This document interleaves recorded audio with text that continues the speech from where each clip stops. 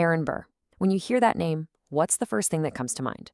For most of us, it's one thing: the villain, the guy who shot Alexander Hamilton.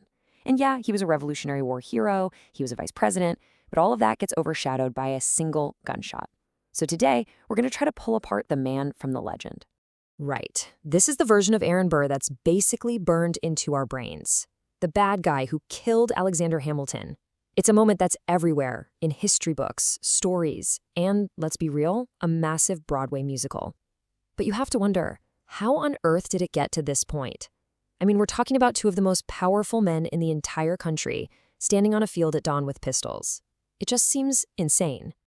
So yeah, how did it come to this? Well, to really get the duel, you have to rewind. We need to look at a solid decade of pure political bitterness that eventually boiled over and put these two men, two of our founders, on that field in Weehawken. See, this whole thing didn't just pop up overnight. It was more like a slow burn, a 10-year political chess match that got more and more personal. It really kicks off in 1791, when Burr snags a Senate seat right from under Hamilton's father-in-law. Ouch. Then things get even uglier in the 1800 election.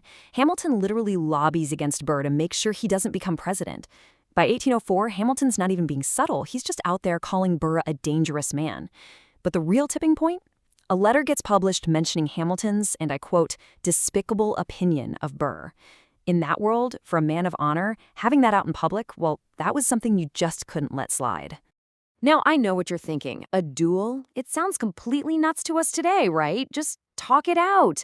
But back then, this wasn't just some random gunfight. No, it was a super formal, highly ritualized part of a social code that basically ran the lives of the political elite. It was all governed by something called the Code Duello, the Code of Honor. And it laid out all these formal rules that made an affair of honor, as they called it, totally different from just getting into a brawl. You gotta understand, for these guys, their public reputation was everything. It was their most valuable asset. And this system, it was designed to manage conflicts when that reputation was at stake. And the whole process was so incredibly formal. There were actually several off-ramps built in to try and avoid any bloodshed. Each guy would pick a second, a trusted friend. And that second's main job, believe it or not, was to try and negotiate a peaceful way out of this. So the fact that Burr and Hamilton went through all those steps and still ended up on the dueling ground, man, that tells you just how deep the bad blood was and how trapped they felt by this code of honor. Because in their world, you couldn't just sue someone for slander. That was seen as weak, like you couldn't defend your own honor. And refusing a challenge, that was basically career suicide. You'd be publicly humiliated. Hamilton even wrote about it, saying he felt he had to accept, or he'd lose his ability to be useful in public life ever again.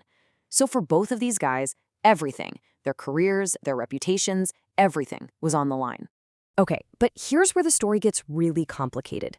The guy who shot Hamilton, that's only one side of Aaron Burr. Just when you think you've got him pegged as the villain, his story takes this wild turn. So let's look at the other Aaron Burr, the one that makes that simple villain story fall apart. And this, right here, is the core problem with his legacy. How do you square these two things? The man who killed a founding father, but who also championed ideas that were, frankly, shockingly modern for his time. He was a total walking contradiction. And look, these weren't just some fuzzy ideas he talked about. He actually did things that were incredibly radical back then. He had a portrait of the feminist writer Mary Wollstonecraft hanging in his study. Think about that.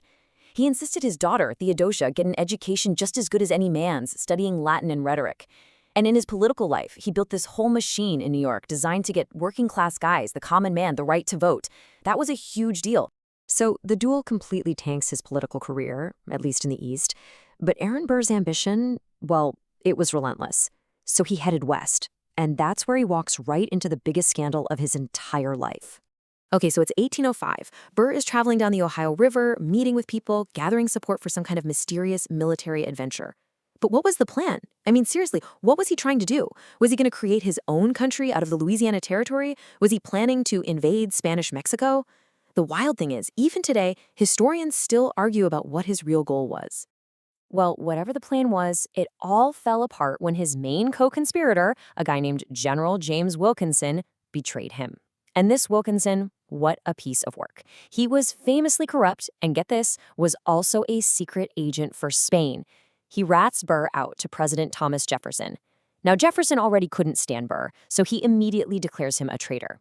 Burr gets arrested, and the stage is set for one of the most incredible trials in American history.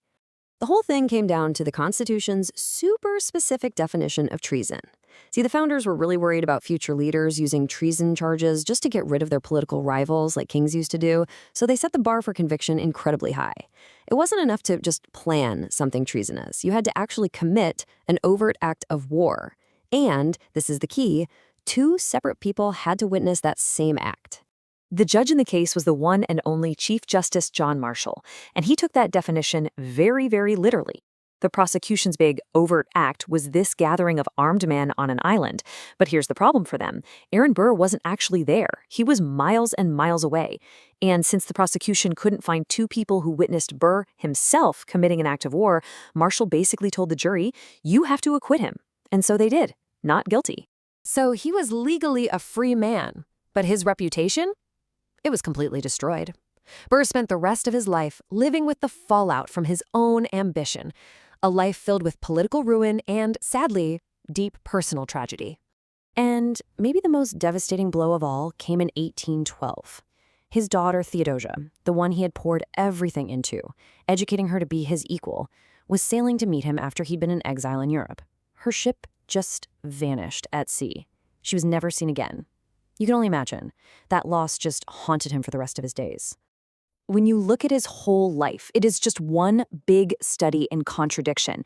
I mean, a Revolutionary War hero who always felt like he was getting dissed by Washington, a guy who championed women's rights, but was also a famous womanizer, an advocate for the little guy whose own ambition always seemed self-serving.